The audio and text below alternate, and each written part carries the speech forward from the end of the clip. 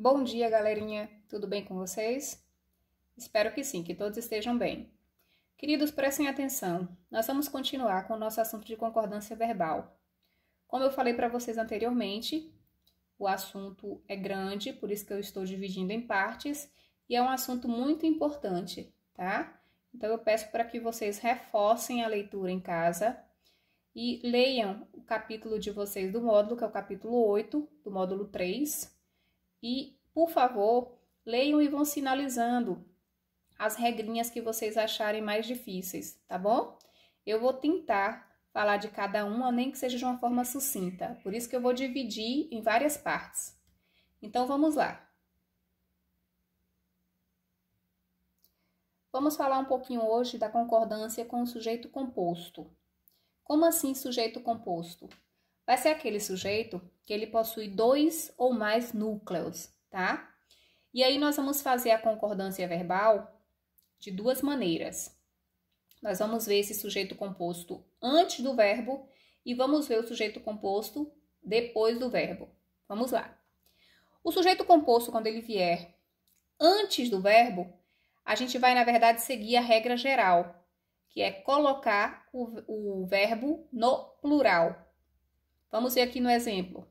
Os jogadores e a torcida comemoraram a vitória do time. Qual é o meu sujeito? Os jogadores e a torcida. É um sujeito composto. Por quê? Porque eu tenho dois núcleos. Jogadores, torcida. Esse sujeito composto, ele vem antes do verbo. Então, se ele vier antes do verbo, o meu verbo vai ficar no plural, tá? Regra fácil, básica, que dá para todo mundo lembrar. Aí a pergunta agora vai ser a seguinte: professora, e quando o verbo vier, quando o sujeito composto vier depois do verbo, o que a gente vai fazer? Pronto. Vamos, na verdade, responder essa pergunta aí agora. Nós temos duas possibilidades. Quando esse sujeito composto ele vier depois do verbo, eu posso automaticamente colocar o meu verbo no plural, como no exemplo que eu coloquei aí, ó. Voltaram ao hotel o turista e a polícia. Eu estou falando de quem? Do turista e a polícia, sujeito composto, porque tem dois núcleos, turista e polícia. Só que esse sujeito composto, ele vem depois do verbo. Então, eu posso automaticamente já colocar o meu verbo no plural. Está certo. Só que quando esse sujeito composto ele vem depois do verbo, eu também posso ter uma outra possibilidade de fazer a concordância verbal. E qual vai ser? Eu posso concordar este verbo com o núcleo mais próximo. Então, assim, eu posso colocar também voltou ao hotel o turista e a polícia. Por que voltou? Porque concorda com o núcleo mais próximo, tá certo? Então, eu tenho essas duas possibilidades. Eu tanto posso colocar a regra geral, que é colocar o verbo no plural, ou eu posso concordar este verbo com o núcleo mais próximo. Um outro caso aí de regrinha com sujeito composto é quando nós tivermos pessoas gramaticais diferentes. O que vai acontecer? Eu vou usar aí, na verdade, três pessoas diferentes. Eu, tu e ele. Então, automaticamente, vai ser uma hierarquia que prevalece a menor. Como assim, Pro? Eu, primeira. Tu, segunda. Ele, terceira. Vai prevalecer qual? Eu, que é a menor.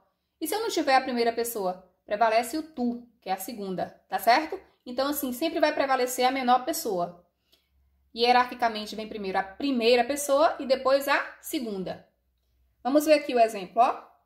Eu, tu e ele faremos a pesquisa amanhã. Por que faremos? Porque eu tenho três pessoas diferentes e vai predominar a primeira, tá? Na hierarquia aí, predomina a primeira, depois a segunda e por último a terceira. Tu e ele reivindicastes seus direitos. Por que reivindicastes? Porque eu tenho aí a segunda e a terceira pessoas. E qual é a que vai predominar? A segunda, tá? Então, quando tivermos pessoas gramaticais diferentes, prevalece a menor pessoa. Hierarquicamente, a primeira, depois a segunda e, por último, a terceira. Sujeito composto resumido por pronomes indefinidos. Como assim, Pro? Eu vou ter aí um sujeito composto e depois que eu disser todo esse sujeito composto, eu vou ter um pronome indefinido. Tudo, nada, ninguém, alguém, né? E aí o que acontece quando eu tiver esse sujeito composto resumido por um pronome indefinido? A regra é bem simples e bem fácil. O verbo vai ficar no singular. Cuidado que isso é uma pegadinha, viu, gente? Então, o verbo fica no singular. Casa, água, comida e carinho. Nada fez o pardalzinho feliz. Observe que o meu verbo ficou no singular.